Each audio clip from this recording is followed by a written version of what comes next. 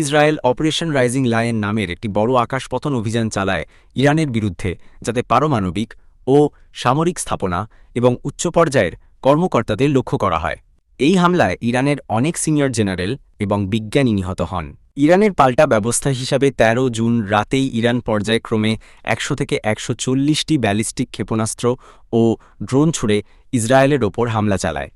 এতে Tel Aviv ও জেরুজালেমে ক্ষেপণাস্ত্র আক্রমণ হয় এবং অন্তত প্রাথমিকভাবে ১৫ থেকে ৪০ জন আহত হন। আজ ১৪ জুন ব্রিটিশ স্থানীয় সংবাদসূত্রে বলা হচ্ছে, ইসরায়েল ইরানি সর্বোচ্চ নেতা আয়াতুল্লাহ আলী খামেনি ও প্রেসিডেন্ট মাসুদ পেজেশকিয়ানকে সরাসরি টার্গেট করার চেষ্টা চালাচ্ছে। খবর অনুযায়ী তাদের আবাসস্থল থাকা তেহরানের পাস্তুর এলাকার আকাশ রক্ষণাবেক্ষণ ব্যবস্থা সক্রিয় করা হয়েছে, যাতে কোনো ইসরায়েলি হামলা সেখানে পৌঁছাতে না পারে। তবে এখন পর্যন্ত আহত বা নিহতের তথ্য জানা যায়নি এবং হামলাটি সফল হয়েছে কিনা সে বিষয়ে নিশ্চিত তথ্য পাওয়া যায়নি।